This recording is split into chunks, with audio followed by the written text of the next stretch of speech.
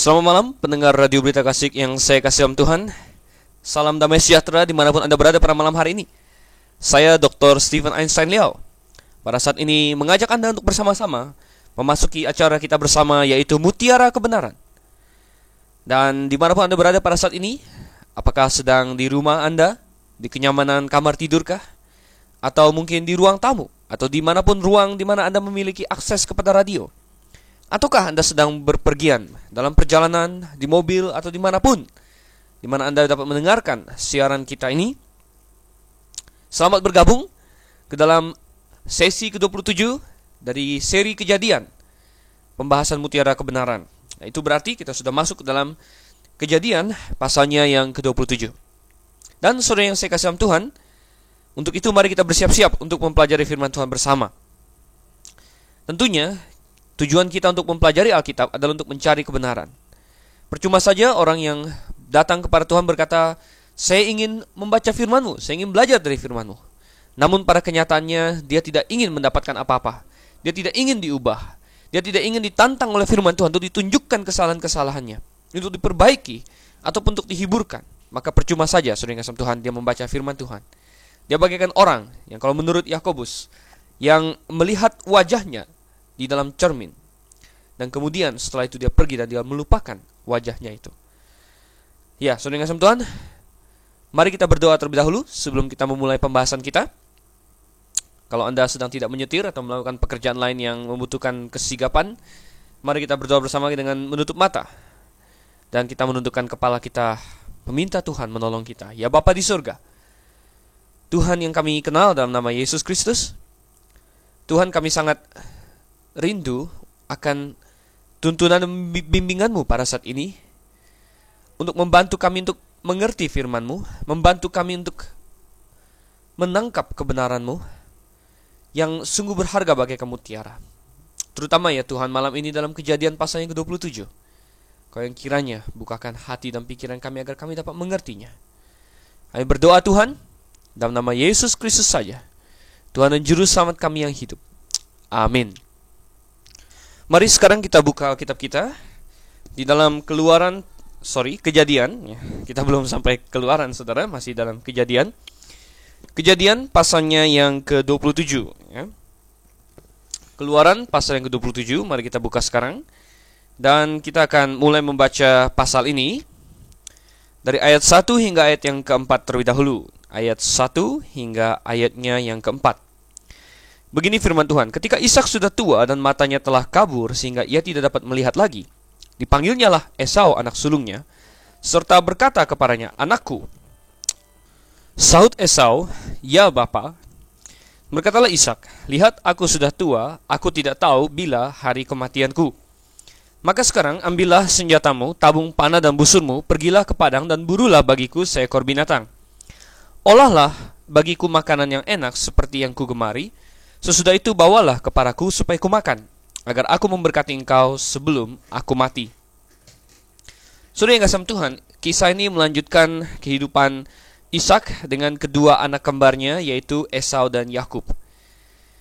Rupanya mereka sudah sampai suatu fase di mana Ishak sudah menjadi sangat tua, saudara yang kasih Tuhan.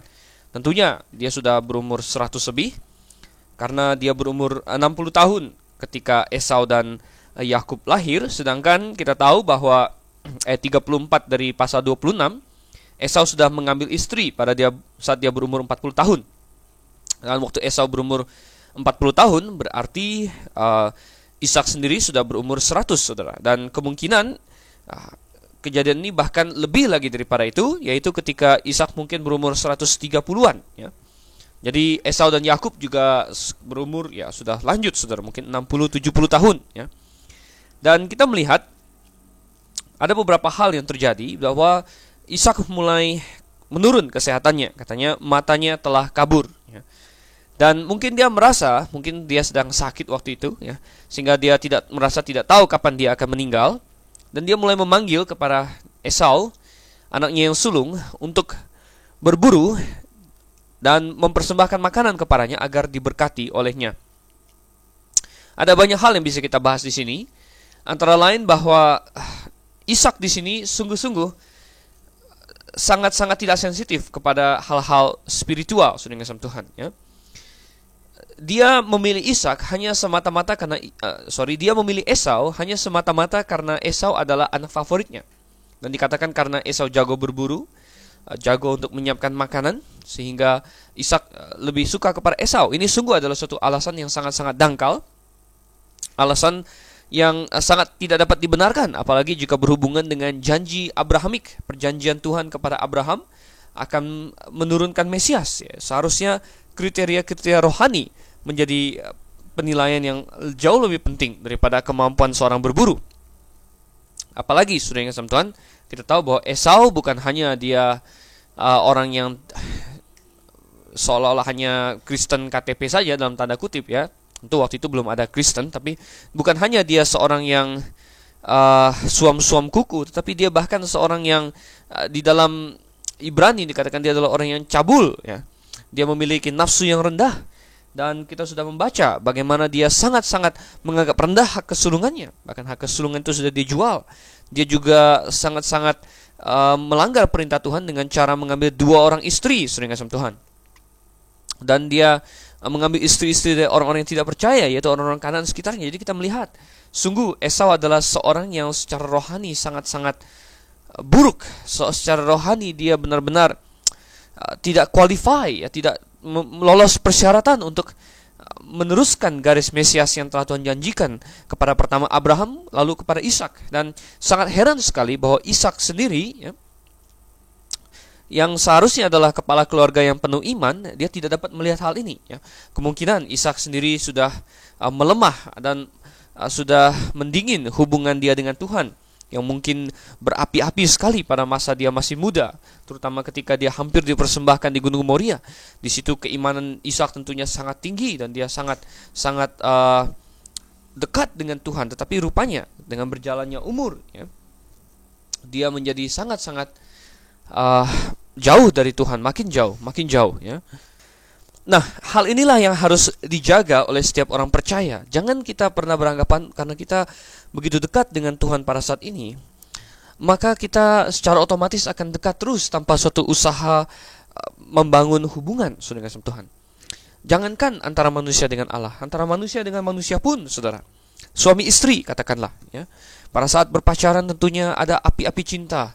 Kemudian pada masa-masa awal pernikahan, tentunya masa-masa bulan madu, ada kedekatan yang demikian luar biasa. Tetapi jangan sampai kita berpikir bahwa tanpa usaha untuk mempertahankan hubungan ini, tanpa usaha untuk mempererat hubungan ini, maka hubungan ini akan terus erat begitu saja.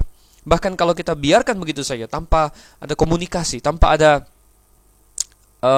keintiman, tanpa ada saling percaya, tanpa ada pengalaman-pengalaman yang dialami berdua yang mempererat, saudara kasih Tuhan, maka hubungan ini akan semakin lama semakin renggang sampai akhirnya kita mulai bertanya, lah kenapa bisa jadi begini?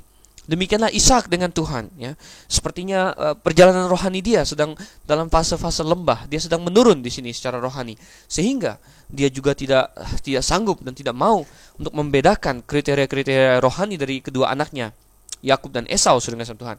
Sehingga secara sangat duniawi dia ingin memaksakan untuk memberikan berkat itu kepada Esau. Padahal saya yakin dia tahu tentang nubuat Tuhan bahwa Yakub yang akan memerintah atas Esau. Dia tahu juga bagaimana Ribka tentunya berperasaan tentang hal ini. Ini yang harus kita jaga. Orang Kristen, ya, kalau kita ingin tetap dekat kepada Tuhan, maka kita harus selalu memiliki komunikasi yang baik dengan Tuhan. Kita jaga terus, ya, pembacaan Alkitab kita. Kita jaga terus waktu pribadi kita, doa kita dengan Tuhan. Terutama bagi mereka yang pelayanan juga, saudara. Jangan berpikir bahwa, oh, saya melayani Tuhan, saya pengkhotbah, saya mahasiswa teologi mungkin, saya gembala sidang, atau saya majelis.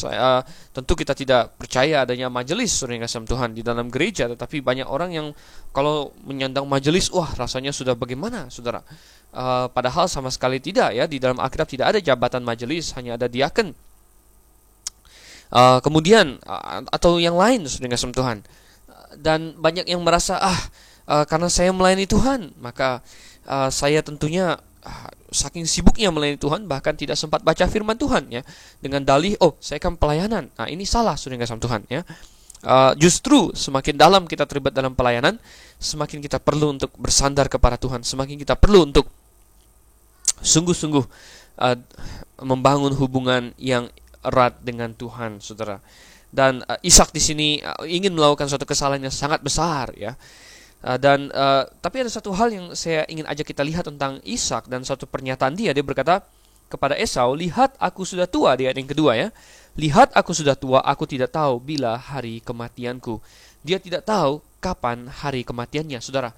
Sebenarnya ini bukan hanya benar untuk Ishak, tapi benar untuk kita semua. Coba kita renungkan, saudara.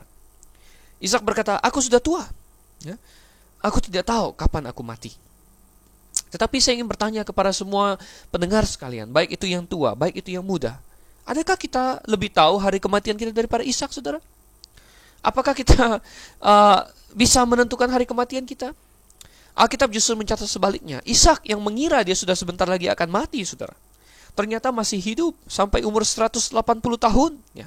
Sedangkan kita perkirakan bahwa kejadian pasal 27 ini terjadi mungkin pada saat dia sekitar berumur 120 atau 130 tahun. Jadi artinya dia masih hidup sekitar 50 sampai 60 tahun lagi. Ya. Jadi dia kira dia sebentar lagi mati, ternyata masih ada 50-60 tahun, saudara. Sebaliknya, orang yang merasa muda, merasa sehat, ya, merasa, wah, saya masih segar. Orang-orang seperti itu, saudara yang kasih Tuhan. Justru kadang-kadang kita mendengar ada kecelakaan kah? Ada sakit penyakit yang mendadak kah? Atau ada apa saja, saudara yang kasih Tuhan. Dan tahu tidak tahu dia menghadap kepada Sang Pencipta. Pernyataan Ishak ini benar untuk setiap dari kita. Aku tidak tahu bila hari kematianku, saudara. Anda pun tidak tahu kapan hari kematian Anda. Oleh karena itu, merupakan suatu hal yang sangat bijaksana kalau kita mempersiapkan diri untuk hari itu. Jangan menunda-nunda sampai Anda sudah tua, karena Anda tidak tahu bila hari kematianmu. Jangan menunda-nunda, saudara yang kasih Tuhan. Tetapi pastikanlah. Banyak orang takut mati, saudara. Bahkan di budaya Chinese, ya, menyebut mati saja tidak boleh, saudara. Ya, karena itu dianggap tabu. Ya. Bahkan banyak gedung-gedung itu menghindari angka 4, saudara. Anda banyak pergi ke hotel, Anda pergi ke gedung-gedung, ya. Tidak ada yang namanya lantai 4, saudara. Kadang-kadang lantai 3 terus langsung lantai 5. Ini lucu sekali, saudara. Ya. Mengapa? Ya karena mereka ingin menghindari angka 4 dalam bahasa Tionghoa itu si, ya. Atau dalam bahasa Mandarinnya se, ya. Dan itu sama dengan bunyi mati, saudara teman. Jadi angka 4 angka mati, saking tahayulnya manusia menghindari namanya kematian disebut pun jangan. Mengapa, saudara teman? Karena manusia tidak tahu apa yang akan terjadi setelah kematian. Manusia buta akan hal itu dan manusia takut, ya. Bahkan manusia dihantui oleh rasa bersalah oleh dosa-dosanya sehingga mereka sudah memiliki suatu ketakutan bahwa mereka akan pergi suatu tempat penyiksaan, pergi suatu tempat yang disebut neraka. Dan sungguh, saudara Tuhan, itu yang ditakutkan oleh manusia. Nah, oleh karena itu, saudara, apa yang harus dilakukan? Apakah ada alasan untuk takut, saudara? Ya, benar saya katakan. Sebenarnya memang ada alasan untuk takut. Karena kita sudah berdosa. Setiap manusia sudah berdosa. Tidak ada satupun pendengar sekalian atau satu manusia pun bahkan di seluruh dunia yang tidak berdosa. Kita semua sudah berdosa. Dan hati nurani kita dan Alkitab juga dengan tegas menyatakan bahwa dosa harus dihukum. Kalau kita melanggar undang-undang dasar atau undang-undang pidana, saudara, kita tahu kita harus dihukum. Nah, manusia mungkin bisa melarikan diri dari hukum manusia, tetapi siapa yang bisa melarikan diri dari hukum Allah? Kalau kita berdosa, kita melanggar hukum Allah, bagaimana kita bisa lari dari hukum Allah itu, saudara? Kita pasti akan dihukum. Dan Allah mengumumkan dalam firman-Nya, upah dosa ialah maut, saudara. Yaitu kematian yang kedua, yaitu dilemparkan hidup-hidup ke dalam lautan api, saudara. Itulah yang disebut dengan neraka.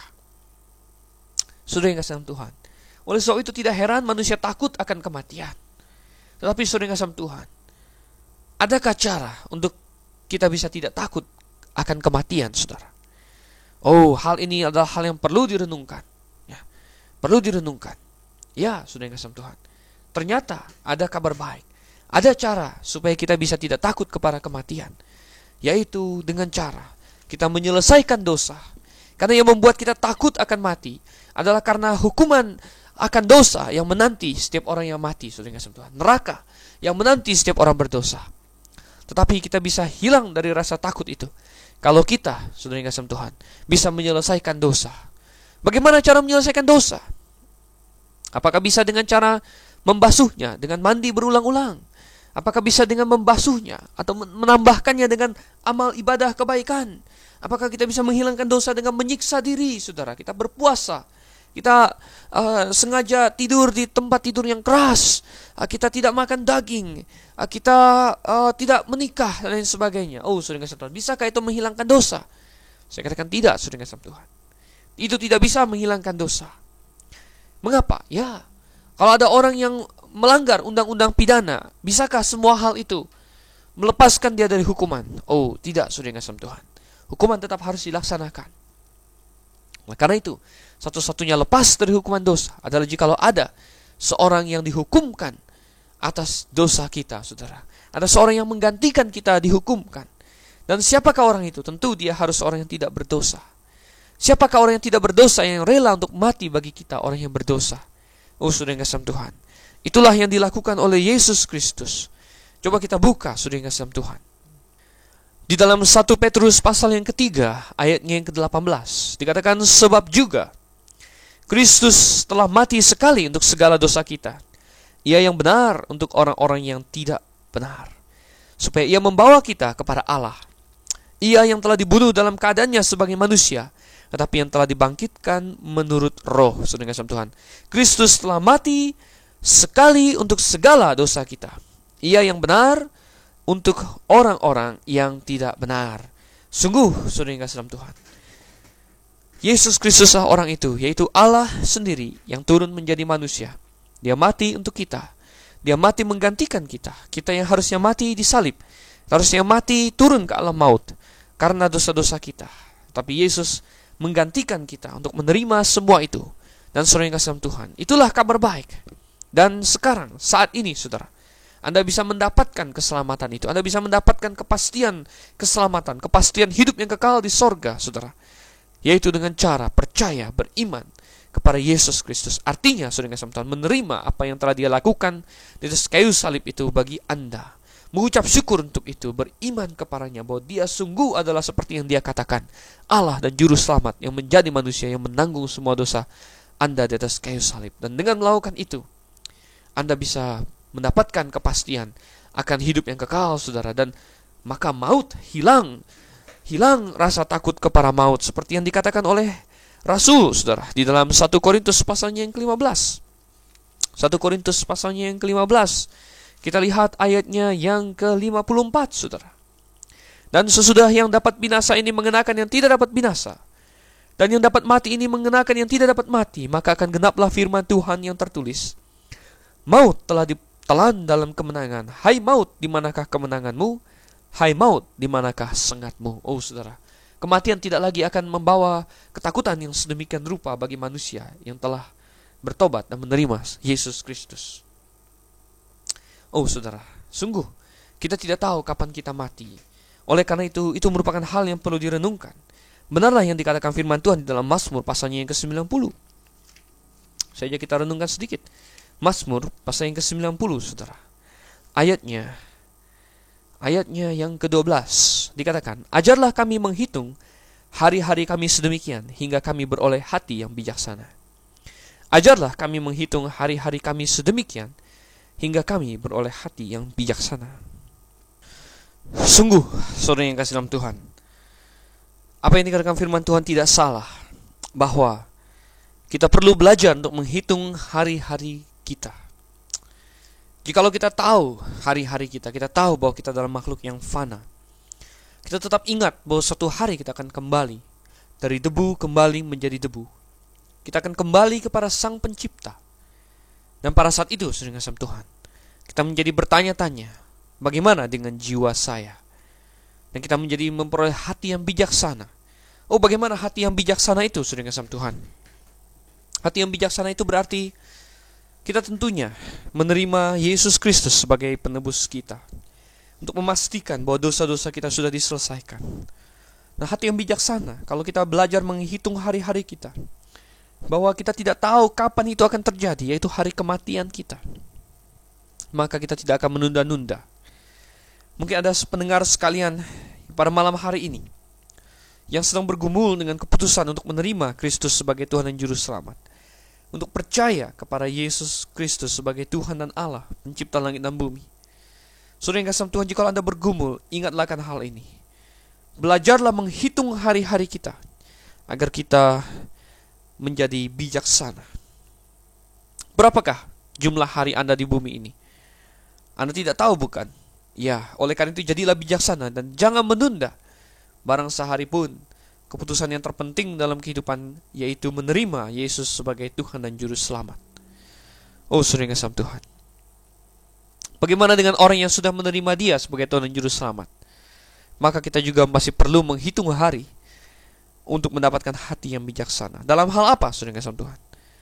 Kalau kita tahu bahwa hidup kita di bumi ini hanya terbatas saja, hanya hitungan hari, saudara yang kasih Tuhan, paling puluhan ribu hari, maka kita perlu bertanya, apakah yang paling pantas saya lakukan di bumi ini? Untuk apakah saya harus mencurahkan tenaga dan pikiran saya yang paling banyak, saudara? Apakah untuk perkara-perkara dunia ini? Tentu tidak, saudara. Kalau kita memiliki hati yang bijaksana, kita akan mencurahkan waktu, tenaga, pikiran, harta untuk hal-hal yang akan bertahan hingga kepada kekekalan, untuk memenangkan jiwa kepada Tuhan, untuk memajukan pekerjaan pemberitaan Injil, untuk memajukan jemaat agar dapat membangun orang-orang beriman tumbuh dewasa, saudara.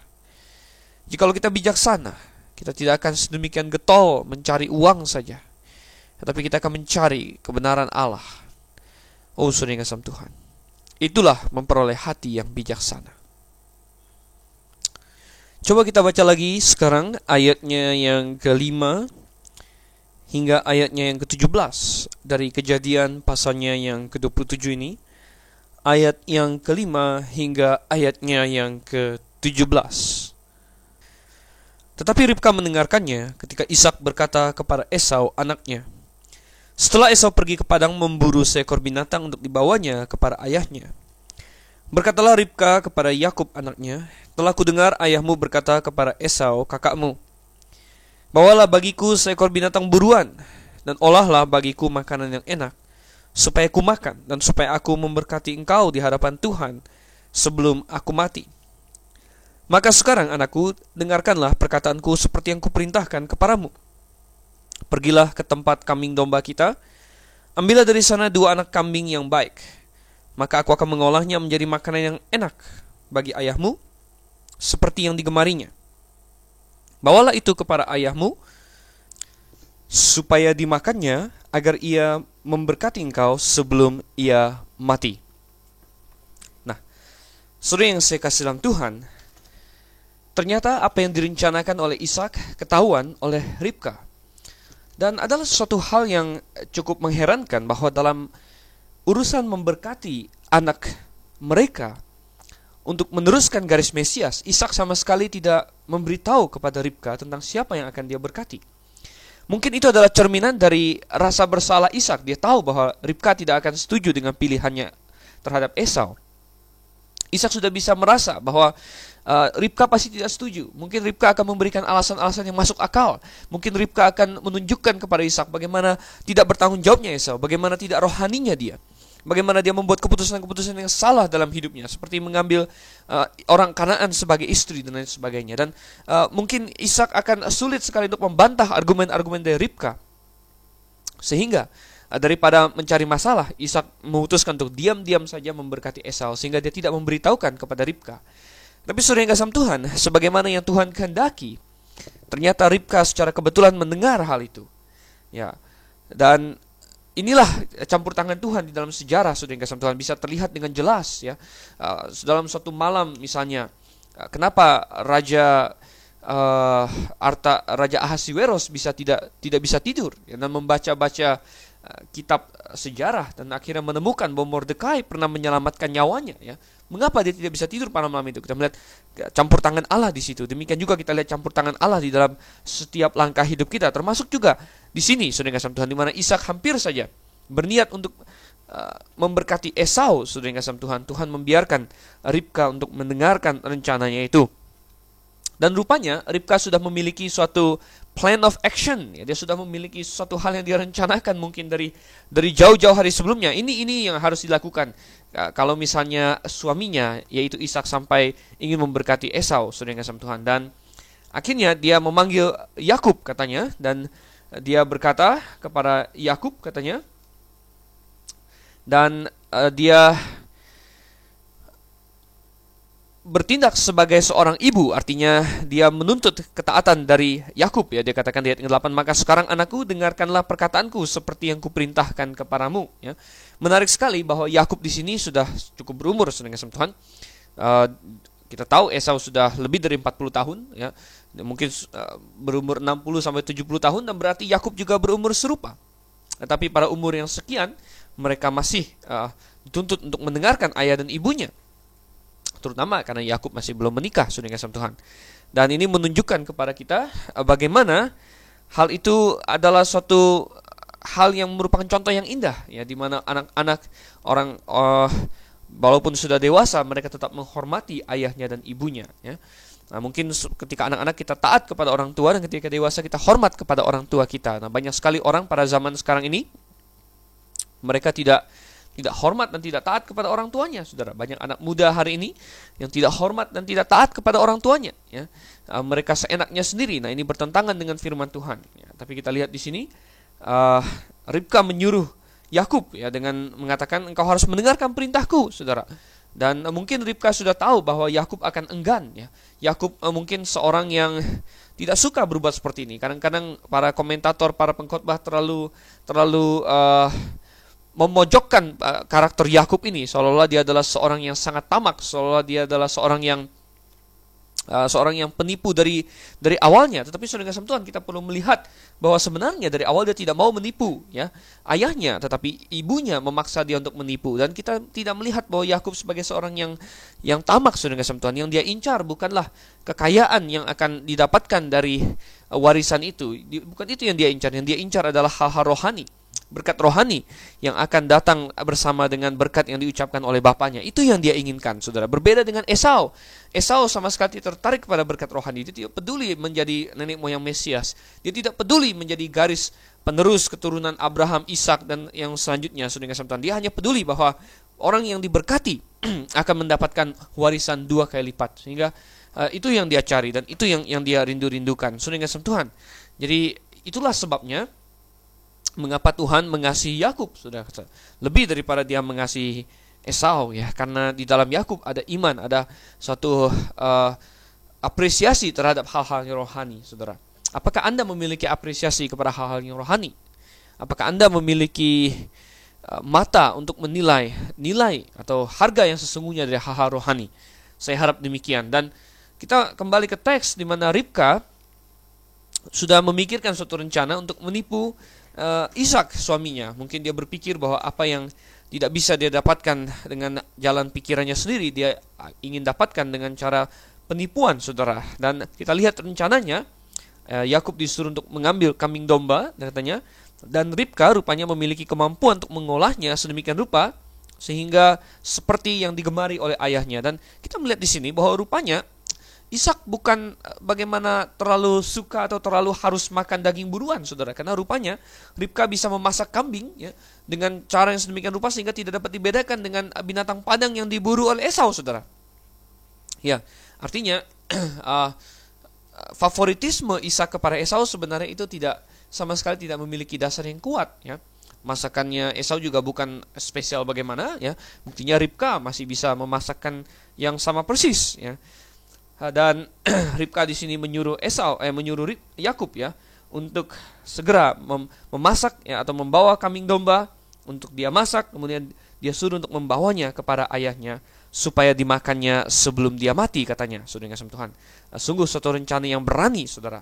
Dan coba kita lihat ayat yang ke-11 hingga ayatnya yang ke-17. Ayat 11 hingga ayatnya yang ke-17. Lalu kata Yakub kepada Ribka ibunya, tetapi Esau kakakku adalah seorang yang berbulu badannya, sedang aku ini kulit licin. Mungkin ayahku akan meraba aku, maka nanti ia akan menyangka bahwa aku mau memperolok-olokkan dia. Dengan demikian aku akan mendatangkan kutuk atas diriku dan bukan berkat. Tetapi ibunya berkata kepadanya, "Akulah yang menanggung kutuk itu, anakku. Dengarkan saja perkataanku, pergilah ambil kambing-kambing itu." Lalu ia pergi mengambil kambing-kambing itu dan membawanya kepada ibunya. Sesudah itu ibunya mengolah makanan yang enak seperti yang digemari ayahnya. Kemudian Ribka mengambil pakaian yang indah kepunyaan Esau anak sulungnya, pakaian yang disimpannya di rumah. Lalu disuruhnyalah dikenakan oleh Yakub anak bungsunya, dan kulit anak kambing itu dipalutkannya pada kedua tangan Yakub dan pada lehernya yang licin itu. Lalu ia memberikan makanan yang enak dan roti yang telah diolahnya itu kepada Yakub anaknya. Nah, saudara sekalian, seperti yang tadi kita bahas bahwa Yakub sebenarnya tidak ingin untuk melakukan hal ini. Jika dibiarkan sendiri, jika tidak ada Ribka, maka Yakub hanya akan memandang sambil menggigit jari, saudara. Tetapi Ribka, ibunya, rupanya adalah seorang wanita yang penuh dengan aksi. Kita sudah melihat itu mulai dari pasal 24. Ketika dia diperhadapkan kepada pilihan, akankah dia pergi ribuan mil jauhnya kepada seorang suami yang belum pernah dia lihat. Dengan penuh mantap dia berkata ya. Jadi Ribka ini wanita yang terbiasa untuk mengambil keputusan-keputusan yang berani, saudara kasih Tuhan. Dan di sini dia juga kita lihat mengambil suatu keputusan yang berani. Dan dia bilang, "Ayo, lakukan saja." Yakub katakan, jangan, nanti kalau ketahuan gawat, saya malah bisa dikutuk." Tapi apa kata ibunya? "Akulah yang menanggung kutuk itu, anakku." Dan saudara kasih Tuhan, kita harus melihat motivasi Ribka, karena firman Tuhan sama sekali tidak mencerca Yakub dan Ribka. Nah, tentu apa yang mereka lakukan adalah hal yang salah, saudara kasih Tuhan. Menipu atau melakukan suatu kebohongan adalah hal yang salah. Tetapi mengapa di dalam halaman-halaman kitab suci tidak ada suatu kecaman, tidak ada suatu cercaan kepada Yakub maupun Ribka mengenai hal ini, saudara? Yang ada adalah Tuhan mencerca bagaimana Esau tidak hormat dan tidak tahu harga dari hak kesulungannya. Itu yang Tuhan cerca. Mengapa, saudara kasih Tuhan? Tentu apa yang dilakukan oleh Ribka dan Yakub adalah hal yang salah. Yang mereka rencanakan di sini adalah hal yang salah. Tetapi kita melihat bahwa kesalahan Esau jauh lebih besar lagi. Mungkin Ribka dan Yakub melakukan penipuan ini atas dasar suatu motivasi yang baik, saudara. Nah, ini bukan berarti itu hal yang benar, tetapi Tuhan bisa melihat bahwa kesalahan mereka lebih kecil dibandingkan dengan maksud baik mereka, di mana Ribka sudah pernah mendapatkan suatu nubuatan dari Tuhan bahwa adalah anak yang muda yang akan menjadi pemimpin. Anak yang muda lah yang telah Tuhan ketahui, inilah yang benar, inilah pilihan yang tepat untuk menjadi seorang penerus janji Abrahamik. Dan tentunya sebenarnya Ishak tahu akan hal itu, tapi Ishak memilih untuk mengabaikannya. Saya yakin dan percaya pada waktu itu bahwa Ishak sudah menjauh dari Tuhan. Kehidupan pribadi dia, persekutuan pribadi dia dengan Tuhan mungkin sudah mendingin, sehingga dia tidak rohani lagi. Dia hanya melihat hal-hal yang bersifat fisik. Dia hanya melihat kehebatan anak sulungnya Esau dengan gagahnya, kekarnya, dan saudara kasih Tuhan. Itu yang dia lihat, dan dia tidak sama sekali melihat hal rohani. Dan jikalau sebenarnya Ishak dibiarkan untuk terus kepada rencananya yang awal untuk memberkati Esau, dan dia sampai memberkati Esau, saudara kasih Tuhan, maka mungkin tentu Tuhan punya cara untuk mengalihkan berkat itu kepada Yakub. Tuhan tidak akan memberkati Esau hanya karena bapaknya mengucapkan kata-kata yang konyol, saudara. Tuhan tetap akan memberkati Yakub karena dialah yang rohani. Tetapi tentu Ishak akan dihukum oleh Tuhan karena telah mengabaikan firman Tuhan dan petunjuk dari Tuhan. Nah, seharusnya yang dilakukan oleh Ishak dan yang dilakukan oleh Yakub dan Ribka seharusnya adalah mereka menunggu dan berharap kepada Tuhan, bukan mencoba untuk membantu Tuhan, saudara kasih Tuhan. Nah, ini adalah kesalahan utama dari Yakub dan Ribka. Kesalahan mereka bukanlah ketamakan. Mereka bukan menginginkan uang, mereka bukan menginginkan warisan, tapi mereka menginginkan berkat rohani. Kesalahan mereka bukan juga bahwa mereka tidak menghargai berkat itu. Mereka sungguh menghargainya. Tetapi kesalahan utama mereka adalah mereka tidak menunggu Tuhan untuk bekerja. Mereka ingin dengan cara mereka sendiri mendapatkan janji Tuhan. Nah, ini adalah suatu kesalahan, saudara. Mengenai hal ini, contoh yang sangat baik adalah Daud. Daud merupakan contoh positif. Kita masih ingat cerita Daud, di mana sejak masa kecil dia sudah diurapi. Kita masih ingat Samuel yang disuruh Tuhan untuk pergi ke Bethlehem, dan di Bethlehem dia bertemu dengan Isai, bapaknya Daud, saudara, ya. Dan dia disuruh untuk mengurapi salah seorang anaknya. Dan waktu itu Daud sebagai yang paling muda menjaga kambing domba, tidak dihitung oleh saudara-saudaranya. Tapi ternyata dia yang diurapi menjadi raja pada umur yang sangat muda. Tapi saudara yang kasih Tuhan, Anda tahu berapa puluh tahun Daud harus menunggu sampai akhirnya dia benar-benar menjadi raja. Tapi dia selalu menunggu, selalu sabar. Biarlah Tuhan yang bekerja. Tuhan yang sudah janji saya jadi raja, saya akan menunggu, saya akan terus bersabar akan janji Tuhan. Dan saudara yang kasih Tuhan, itu adalah sikap yang benar, ya. Di mana Daud punya kesempatan 2 kali untuk membunuh Saul, saudara. 1 kali ketika Saul buang hajat, ya. Daud ada di belakangnya di dalam gua bersembunyi dengan tentaranya. Dan Daud bisa saja dengan mudahnya membunuh Saul di situ. Tetapi Daud malah berkata, aku tidak mau menyentuh orang yang diurapi Tuhan. Kedua kali, saudara yang kasih Tuhan, Saul sedang berkemah mengejar dia. Tidur, saudara, malah bisa sampai kepada samping kepalanya. Dan anak buahnya sudah minta izin untuk menikam dia dengan tombak. Tetapi Daud berkata, tidak, ya kalau Tuhan ingin mematikan dia, ada caranya. Saya tidak ingin. Daud tidak ingin dengan tangannya mengotori kerja Tuhan, dengan tangannya sendiri memaksakan kehendaknya atas janji Tuhan. Dan ini adalah sikap yang benar, saudara. Sikap Yakub adalah kesalahan dia. Yang terbesar di sini adalah bagaimana dia tidak sabar. Mungkin ya secara manusiawi memang terlihat, oh gawat sekali, berkat itu hampir diucapkan Ishak kepada Esau. Tetapi seharusnya mereka sadar bahwa Tuhanlah yang berkuasa memberikan berkat, bukan Ishak, saudara yang kasih Tuhan. Ishak hanya mengucapkan kata-kata. Kalau itu tidak sesuai dengan kehendak Tuhan, maka berkat itu tidak akan turun, saudara yang kasih Tuhan. Dan oleh karena itulah, maka kita lihat seharusnya Yakub sabar menantikan Tuhan bekerja membela dia. Toh itu adalah janji Tuhan, saudara. Tapi kesalahan kesalahan Yakub adalah di mana dia mengambil inisiatif sendiri dan mengacaukan. Akhirnya dia memakai cara-cara yang tidak sah, menipu, berbohong, saudara. Dan ibunya Ribka berkomplot dengan dia, di mana mereka merancangkan suatu penipuan yang manis sekali, ya. Makanan diolah sedemikian rupa sehingga mirip dengan masakan Esau, saudara, yang digemari oleh bapaknya. Kemudian pakaiannya, saudara, pakaiannya Esau diambil, ya, pakaian yang disimpan di rumah katanya. Tetapi rupanya pakaian ini cukup sering juga dipakai oleh Esau di padang. Mungkin waktu itu kebetulan disimpan di rumah, tetapi cukup sering dipakai di padang sehingga ada bau padang di dalamnya, ya. Kemudian juga kulit dari kambing, ya, ditaruh di tangan dan leher Yakub agar mendapatkan kesan berbulu. Dan tentunya saudara kasih Tuhan, mereka sangat berharap kepada fakta bahwa Ishak sudah cukup lanjut usianya, ya, sudah mungkin 130, 140, ya. Dan dengan itu dia tidak dapat melihat dengan baik, dan mungkin sensasi perabaannya juga tidak begitu hebat sehingga dia tidak bisa membedakan bulu di Esau dengan bulu kambing domba, ya. Tetapi mereka akhirnya merancang satu penipuan yang luar biasa ini. Dan kita baca, saudara yang kasih Tuhan, ayat 18 hingga ayatnya yang ke-27. Ayat 18 sampai ayatnya yang ini panjang, saudara, sampai ayatnya yang ke-40, ya. Ayat 18 sampai ayat yang ke-40 saya bacakan. Demikianlah Yakub masuk ke tempat ayahnya serta berkata, "Bapa," sahut ayahnya, "Ya anakku, siapakah engkau?" Kata Yakub kepada ayahnya, "Akulah Esau, anak sulungmu. Telah kulakukan seperti yang bapa katakan kepadaku.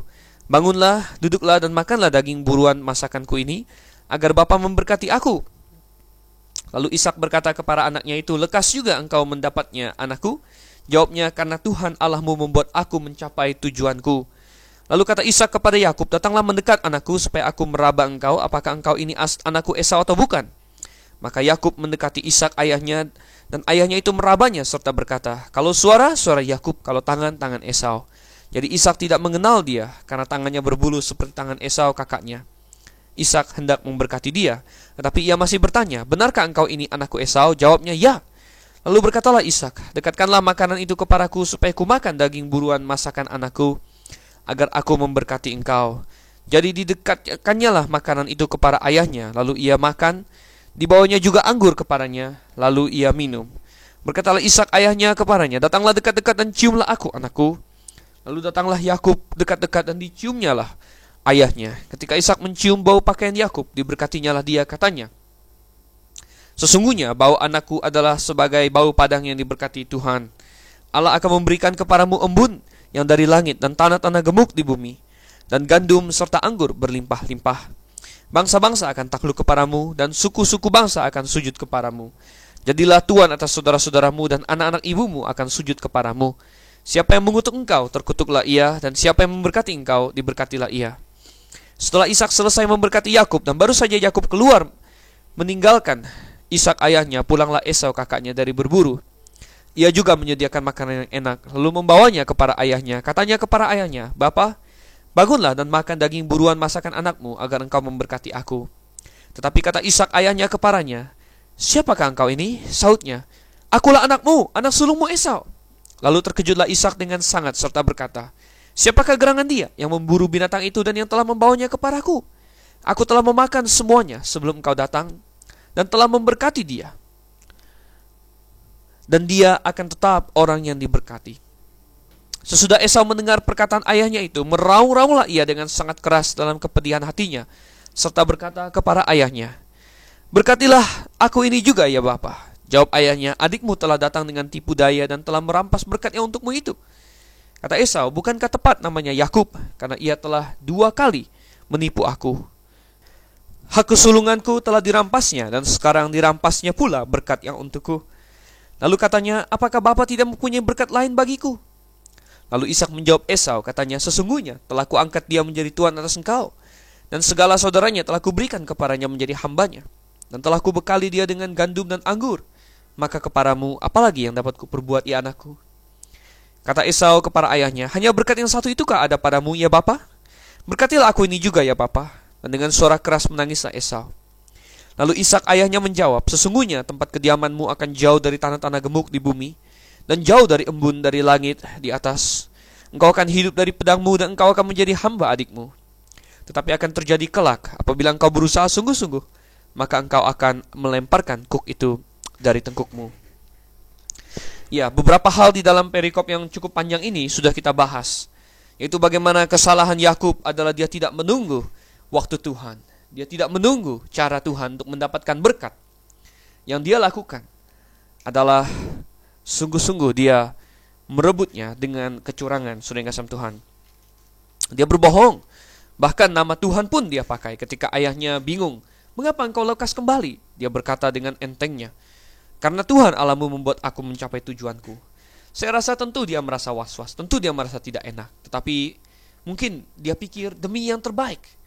Demi yang terbaik, karena mungkin tidak terpikir olehnya. Seorang kakaknya yang begitu tidak rohani seperti Esau harus mendapat tanggung jawab rohani yang begitu besar. Mungkin itu tidak terpikir oleh dia. Oh, saudara yang kasih Tuhan, ya. Nah, inilah yang terjadi pada dirinya. Tetapi kita lihat akhirnya Ishak memberkati dia. Ya, akhirnya Tuhan membiarkan itu terjadi. Ya, karena apa? Karena memang berkat itu untuk Yakub, saudara. Bukan berarti bahwa Yakub berhasil menipu Tuhan, bukan. Yakub menipu Ishak, saudara. Tapi Tuhan tidak ditipunya. Tuhan dari awal memang ingin memberkati Yakub, tetapi cara Yakub salah. Nah, saudara yang kasih Tuhan, adakah Anda juga tidak sabar dengan janji Tuhan pada hidup Anda? Jangan, saudara. Anda bisa melakukan banyak kesalahan. Tenangkan diri. Percayalah bahwa Tuhan akan melakukannya pada waktunya yang terbaik bagi Anda. Mungkin Anda ada kesulitan ekonomi. Oh, bekerjalah dengan keras dan tunggulah janji Tuhan bahwa Dia akan mencukupi kebutuhanmu. Jangan mengambil jalan pintas, jalan curang. Mungkin Anda menunggu seorang teman hidup, saudara. Mungkin Anda menunggunya dengan lama. Percayalah, Tuhan akan menyediakan yang terbaik. Jangan ambil jalan pintas. Jangan berpikir, siapa saja jadi. Akhirnya orang yang tidak percaya pun menjadi pasangan hidup yang bertentangan dengan firman Tuhan. Oh, saudara, dan kita lihat betapa kagetnya Esau ketika dia pulang. Lebih kaget lagi Ishak, saudara, ketika orang yang kedua datang dan meminta dia untuk makan dari hasil buruannya. "Siapakah engkau?" katanya. Esau mungkin bingung, apa maksudnya? Bukankah Bapak tadi baru saja menyuruh aku untuk berburu? Mengapa tiba-tiba bertanya siapa aku? Aku ini Esau, anak sulungmu. Dan akhirnya, potong demi potong, mereka sadar bahwa telah terjadi penipuan. Dan akhirnya Ishak ayahnya memberitahu dia, "Adikmu telah datang," katanya, "dengan tipu daya untuk merebut berkat yang untukmu." Oh, saudara yang kasih Tuhan, puji syukur bahwa hari ini tidak ada yang dapat datang dengan tipu daya untuk merebut berkat-berkat kita yang kita miliki dalam Kristus Yesus. Oh, amin, saudara yang kasih Tuhan. Tidak ada yang dapat dengan datang dengan diam-diam merebut hidup kita di dalam Yesus Kristus. Tidak ada satupun. Oh, saudara yang kasih Tuhan, puji syukur kepada Tuhan.